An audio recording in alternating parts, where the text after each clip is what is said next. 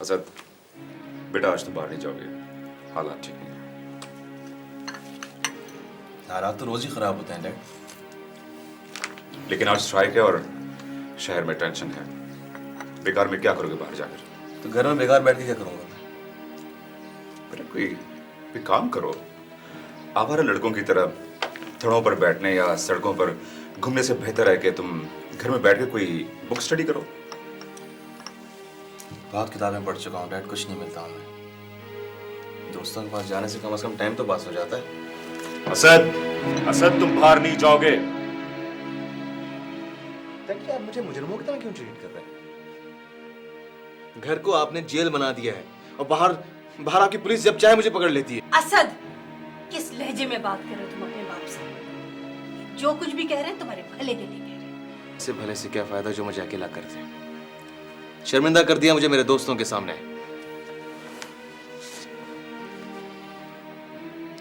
किस बात पे शर्म आती है तुम्हें? अपने बाप की ईमानदारी पर? हाँ, इसलिए कि यहाँ पे आपकी ईमानदारी को बाईपास किया जाता है।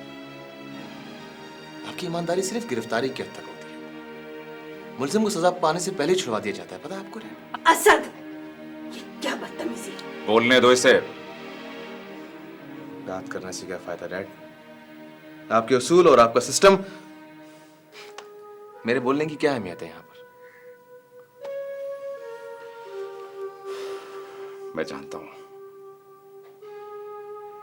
जानता हूं तुम्हारे अंदर तुम्हारे दोस्त का गुस्सा भरा हुआ है, लेकिन मैं तुम्हारे या किसी और की वजह से इस जमीन पर गंद बर्दाश्त नहीं कर सकता। मेरे उसूल इस जमीन से मोहब्बत करते हैं और बस।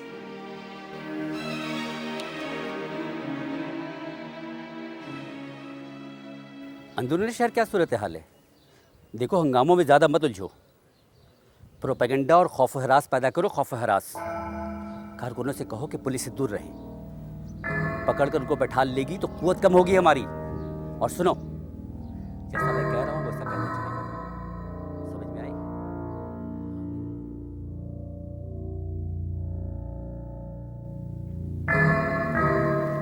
हमीद, आप एयरपोर्ट जाकर जिमी को लेके आएंगे। ध्यान रखना, जरा शरीर है। ये बिल्कुल ठीक कहा था आपने। इस मसले का हल यही है और इसके अलावा हमारे पास कोई और रास्ता भी नहीं है।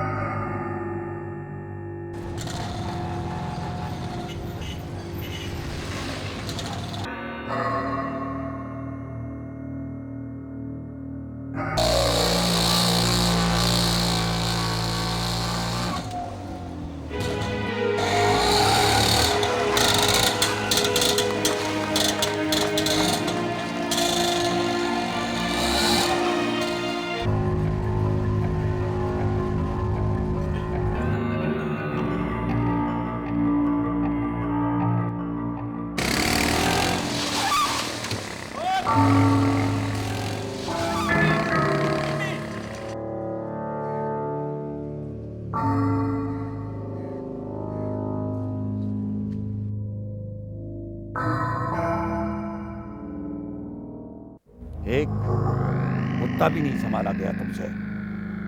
ढूंढ निकालो उसे किसी तरह से भी। मुझे किसी की जिंदगी की कीमत पर भी वो वापस चाहिए। मरीद का कुत्ता है।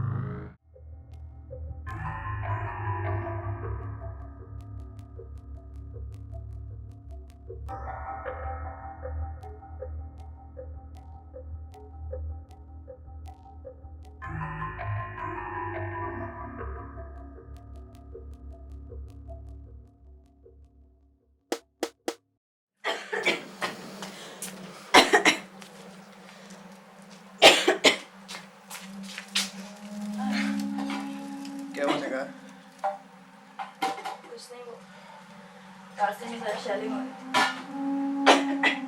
तुम्हें इन हालात में इधर आने की क्या जरूरत थी?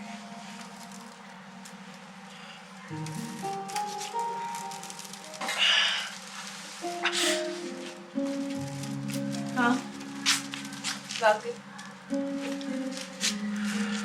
मुझे क्या ज़रूरत है? कोई ज़रूरत खामखा ही आ गए। तुम्हारी नज़र में तो मेरी इतनी भी हैसियत नहीं कि मुझे इत्तलाई कर देता। पता है पूरी रात नहीं सोई। आज कहीं से सिफारिश लेके फ़ोन कराया तो पता चला कि आई एम सॉरी निगार, मैं कल रात जिस हालत में यहाँ पहुँचा था बमुश्किल अपने कमरे तक पहुँच सका, तो मैं इतला नहीं दे सका। अब जाकर कुछ छोड़ कैसे दिया? पता नहीं। तुम ठीक तो हो ना? हाँ अब ठीक हूँ। और ये जख्म?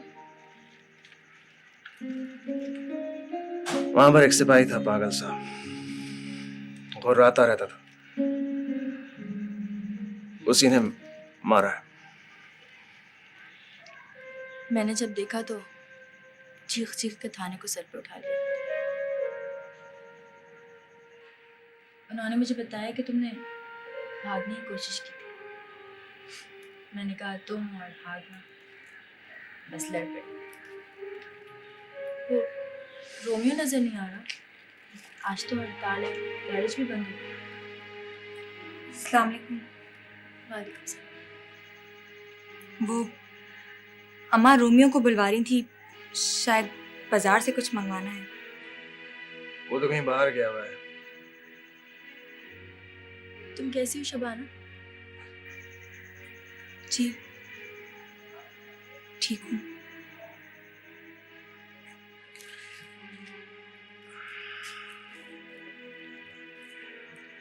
तुमने क्यों इस बेचारी को आश्रम में रखा हुआ है? किस आसरे में? कोई ऐसे ही नहीं करता खामखा किसी के। शाबाश शाबाश, तुम यहाँ बैठी हुई हो और मैं तुम्हें इत्ला देने के लिए ख्वार होता रहूं। गिरफ्तार होते होते बचाऊं मैं, और मेरे लिए तो ना कोई खाना भिजवाने वाली है, न थाने में लड़ने वाली। तुम एक दफा गिरफ्तार तो हो जाओ, इस शहर की आधी लड़कियां थाने पहुंच जाएंगी अपने अपने केसेस दर्ज कराने के लिए। वैसे सरमद एक बात, तुम्हारा सबसे अच्छा दोस्त है रोमियो। नहीं नहीं, सिर्फ मैं नहीं, असद भी बहुत अच्छा है, बस वो अपने बाप की वजह से बहुत शर्मिंदा है। क्यों? खामखा? अच्छा ऐसा करते हैं कि सरमद के आने खुशी में एक जबरदस्त पार्टी रखते हैं, बल्कि पिकनिक पे चलते हैं। ये हुई ना बात। लेकिन मैं, तुम, सरमद और असद। असद।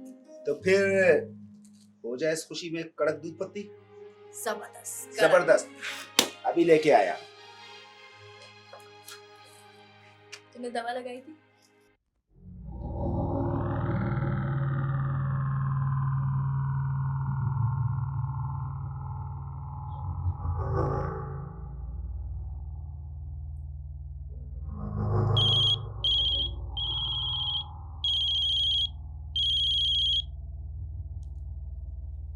हेलो, क्या जिम्मे मिल गया?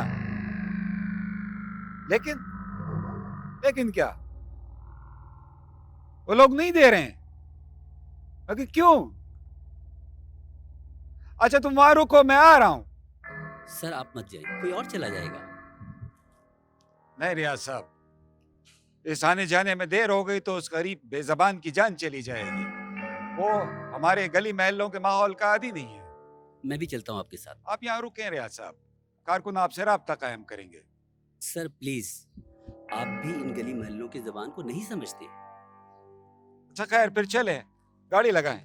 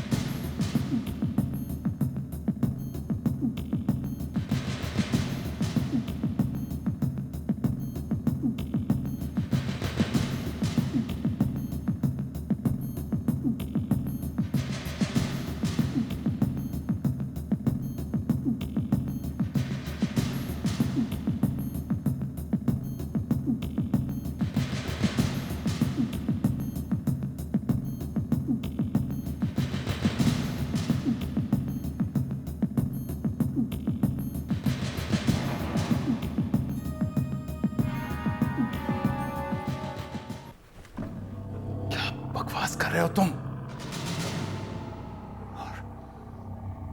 और तुम कहां मर गए थे? पहुंचता हूं मैं।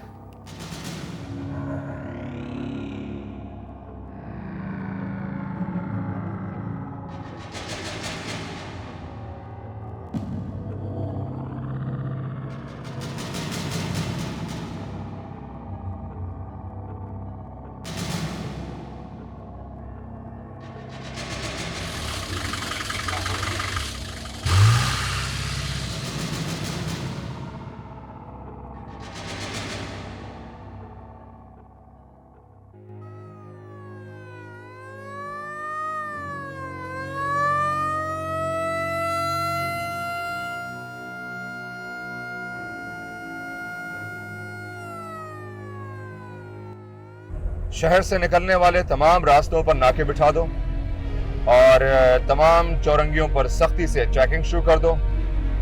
जो भी मशकूक शख्स नजर आ जाए उसे गिरफ्तार कर दो। अस्पताल नफरी भिजवा दो ताकि कारकुन मुश्तिल ना हो जाएं। मैं अभी पहुंच रहा हूं। ओवर।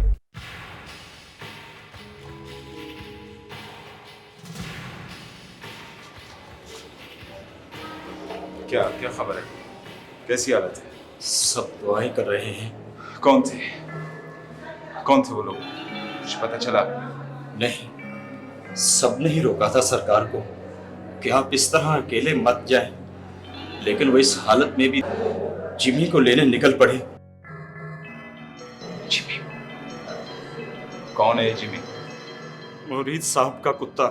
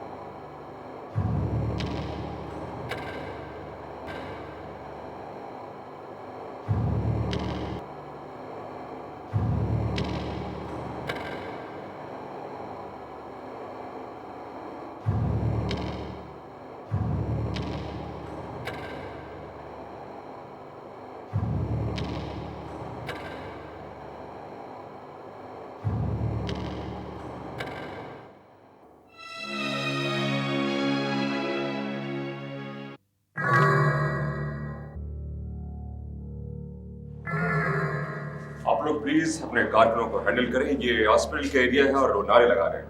प्लीज से उलझ रहे हैं। अगर कोई बात होगी तो बहुत बड़ा मसला होगा। आप सब लोग यहाँ हैं या कोई मुजरिम की तलाश में भी गया? हमारी कई टीम्स गई हैं इस काम के लिए। शहर की तमाम बड़ी शाहराहों की नाकाबंदी है और बाहर के तमाम रास्ते बंद हैं। अपनी ये रिपोर्ट आप अपने अफसरों को सुनाएं। मुझे मेरे बाप के कातिल चाहिए। आप कर सकते हैं तो ठीक है, वरना अपने मुजरिम हम खुद तलाश कर लेते हैं। देखिए, हालात को काबू में रखने की कोशिश करें वरना हम एक्शन लेने पर मजबूर हो जाएंगे। देखें आप सरकार,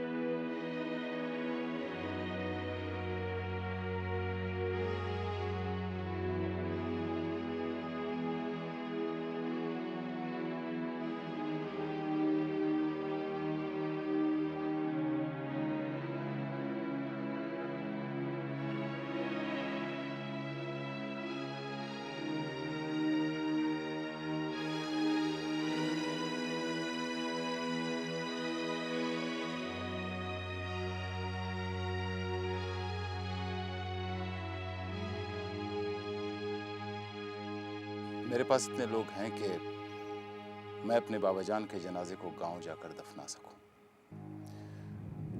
आप ले जाएं अपने लोग यहां से। ये मेरे लोग नहीं बल्कि हुकूमत के मुलाजिम हैं और मुझे ये ऑर्डर दिया गया है कि मैं मरहूम के जनाजे को एस्कॉर्ट करूं। आप लोगों का जो काम है वो काम किया करें। आप लोग क्या किया है अभी तक आपने? कितने लोग पकड़े हैं, कितनी गिरफ्तारियां की हैं? ये मेरा इलाका होता ना तो अभी तक 100 आदमी मार चुका होता मैं अपने बाबा जान के लिए। हम अपनी भरपूर कोशिश कर रहे हैं। अब ये ना आपका इलाका है और ना मैं इस इलाके का जागीरदार के खामखा लोगों को गिरफ्तार करूं। मेरे बाबा जान का कातिल गिरफ्तार नहीं हो सकता तो इन छोटे मोटे लोगों का क्या होता होगा? क्या फायदा है आप लोग के रौब दबदबे का, खर्चे पानी का? फरीद साहब, हमारा रोब और दबदबा बहुत कुछ कर सकता है, लेकिन इसमें नुकसान आप ही का है। फिर ना आपका ये रोब होगा और न ये दबदबा। आप लोग अपनी फैलाई हुई लाकानूनियत की जद में जब आते हैं तब कानून को पुकारते हैं। क्या मतलब नहीं आपका? मतलब आप अच्छी तरह समझते हैं। जो मतलब मैं समझाऊं, इसमें खुशकिस्मती है आपकी कि आप मेरे घर में हैं और अंदर मेरे बाबा जान का जनाजा रखा हुआ है, वरना गुस्सा नहीं, ऐसे मौके पे गुस्सा नहीं। पीना है तो ठंडा ठंडा ठंडा करके पियो। शाबाश। अमित,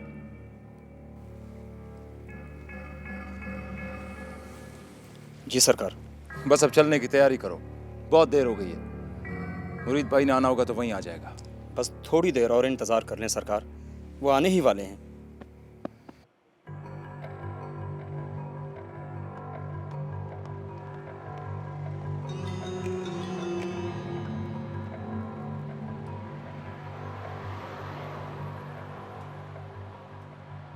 जिस आग को हवा देना के लिए प्लान किया था वो आग बुझा दी। अब क्या करेंगे ये लोग? कुछ नारे और तवील खामोशी, लेकिन मुराद खान के कहने पर तुम देखते हैं आग कहाँ लगी।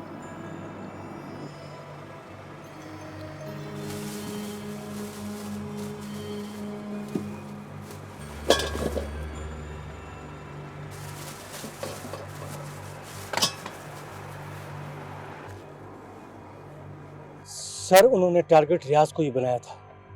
इत्तेफाक से मुराद खान भी उसके साथ कहीं के लिए निकला। मुझे नहीं सुनना किसने क्या किया, मैं सिर्फ बोलता हूँ किसने क्या करना है। और अगर ऐसा भी करना है वो इसके लिए बहुत कुछ है हमारा पास। अगर नहीं फिर हमारा लिए वो कुछ नहीं है। हमें आग लगाना वाला तिलिया चाहिए, आग बुझाना वाला बुंदे नहीं।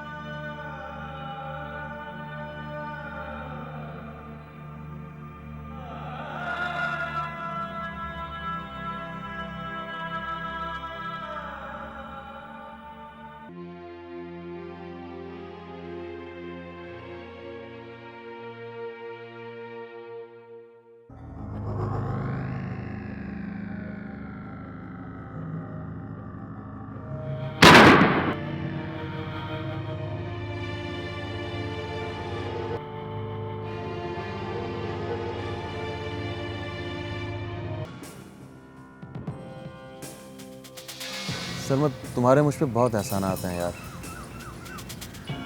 क्या कुछ नहीं किया तुमने मेरे लिए। यूनिवर्सिटी में अगर तुम मेरे साथ ना खड़े होते तो शायद मैं आज घर पे माजूर पड़ा रहता। तुम किन बातों में पड़ गए हो? मेरे दोस्त ही तो है मेरा सारा सासा। क्यों, अच्छी नहीं लगी? पता है मैंने अपने हाथों से सी है। नहीं, अच्छी तो लगी, लेकिन ये मेरे ऊपर अच्छी नहीं लगेगी। क्यों नहीं अच्छी लगेगी? आपके ऊपर तो बहुत अच्छी लगेगी। आपके ऊपर तो ये पुरानी सड़ी हुई शर्ट भी अच्छी लगती है। ये क्यों नहीं अच्छी लगेगी? हाँ, मेरे ऊपर ये पुरानी सड़ी हुई शर्टें अच्छी लगती हैं क्योंकि ये मेरी अपनी है, ये मेरी असलियत है। पूछा मत कर।